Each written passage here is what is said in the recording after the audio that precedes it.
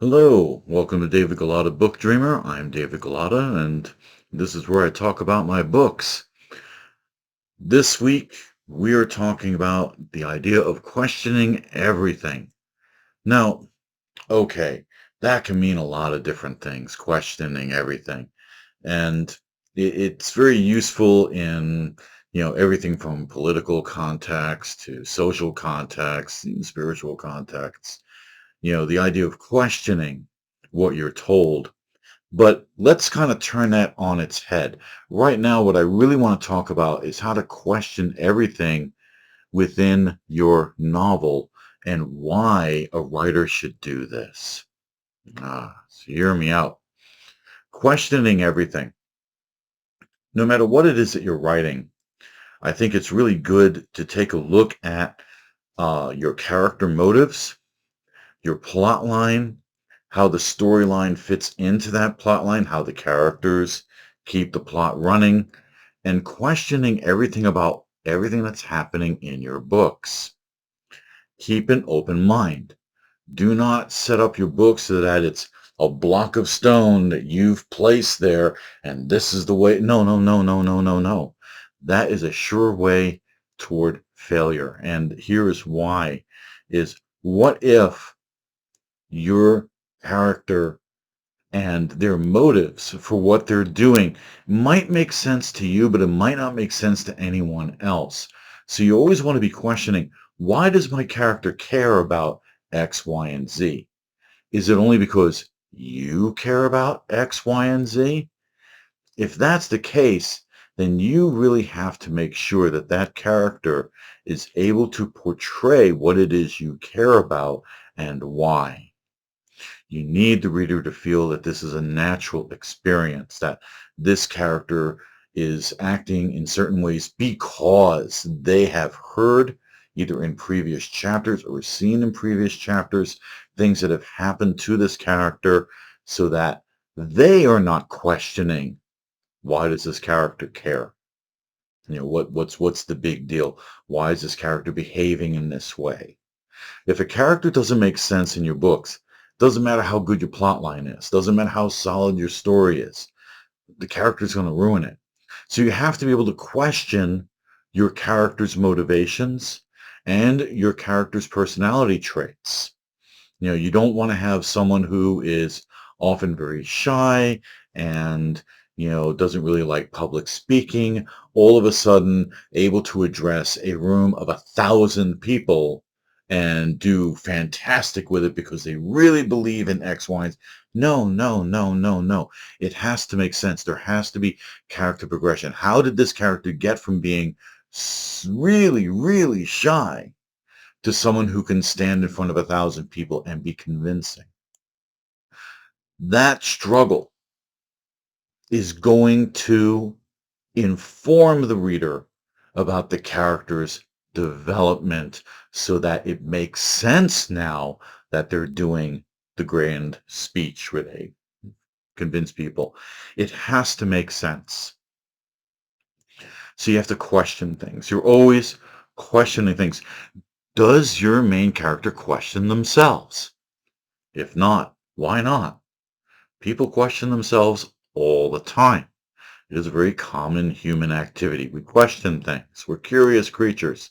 And sometimes, even if we're very comfortable in our skin, sometimes there are things that we say and do where we go, why did I do that? Why did I say that? Question everything. Question your setting. Where is your book set? What is the background? Is it an urban environment, a rural environment? Is it happening in a suburban environment? Is it in the past, the present, the future? How far? All of these things are going to be informing the reader, and you have to question why you picked this time period, this time frame, this place. Does it make sense for this to happen in this place, or do you just like that place? You know, I've seen books where it just seemed like, okay, this is a tour guide for this country, but some of the action here just doesn't seem to fit with the culture of that country. So what's really going on? The more you you read, the more you begin to pick these things out. And so you, as the author, also has to pick these things out. You have to question everything that you thought you understood. For science fiction writers, questioning everything, well, that should be the most natural thing that you do, is questioning everything. How come we can't combat certain diseases? How come, we can't go faster than light? Why are things made of atoms? All of these things that may seem very basic are questionable. Even if it's, settled science, so to speak. One, that animal does not exist. Ask Kepler. If you don't know that reference, look up the life of the physicist Kepler. Um, do that now.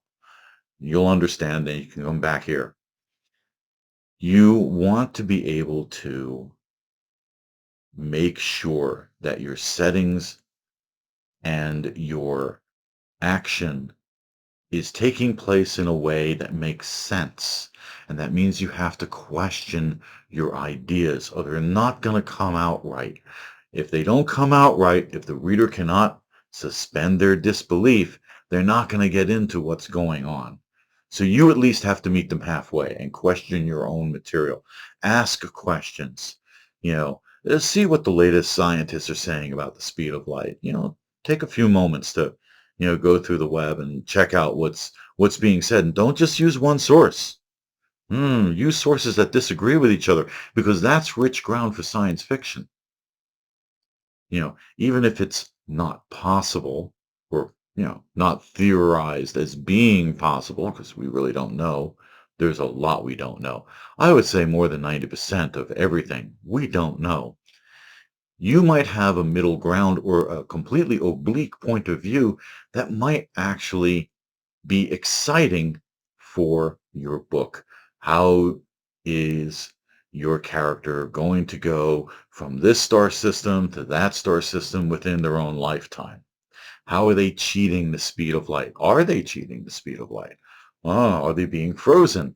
Are they being teleported? I mean, who knows what's going on? Are you using gates? Are you using spaceships? Is it warp drive, hyperspace, or, the immaterium, whatever you want to use? You need to be able to question what you're learning in order to find rich ground to provide solutions and to provide background for your book. So getting comfortable questioning everything is a really good idea. Now, you might think that fantasy could get away with this. No, not really, because some things still need to make sense. You still have relationships between people. You still have, whether it's, an elf and a dwarf and a human, or whether it's between a dragon and a pixie, or three unicorns and a bucket. I don't care. There's got to be some kind of relationship that is relatable by the reader, and that's going to have to make you question, what would three unicorns be talking about, sitting around a bucket? What would they be saying? What might they be thinking? And now you're questioning. Now you're questioning. And then you're questioning, does this make sense for a unicorn to say that? So you don't know. Well, let's look up unicorns. Let's look at the history behind unicorns. Let's look at all the old fables and the old stories about unicorns. Does it make sense? Or do you need a new metaphor there? Do you need, perhaps a different kind of creature? Maybe hydras. There were three hydras. There were pegasi. Whatever you want, or pegasuses. I'm not sure which one that is. But you may need a different metaphor than unicorns, unless these unicorns are unusual. And so this is why it makes sense, because they're unusual. Why are they unusual? How did they become unusual? Ah, challenge yourself. Question yourself. Question everything. If you have a tendency to make villains the same way, why? Why not try a different kind of villain? If you've done three novels and all three of your antagonists seem very similar to one another, this could reveal something about yourself that you didn't know. And so now you have to ask yourself, why am I doing this? Why are they similar? You might want to mix things up, which will lead to a lot more questions. Why are your protagonists always the same? Yeah, that would also be something to question. You don't really want to get to a point where if someone has read your first book, they have read all of your books. I've seen that. I have seen that from famous authors. I have seen that where, well, I read 3 of their books and okay, and I went to this new trilogy they were writing, like, wow, this seems very familiar. And by the time I got to the second book, I was like, oh, I know what this is. I know where this is going to go. And sure enough, I got to the end and it was the same as the last 3 books that they wrote. It was just longer. Don't do that. And the way to really get out of that kind of rut is to question. Question what you were doing. Question why your protagonists are this way, why your antagonists are this way. Are you repeating a plot line? If you are, is there a reason behind it? Beyond, I think it's important. Why is it important? Is there only one reason it's important, or are there several? Well, that might make it interesting then.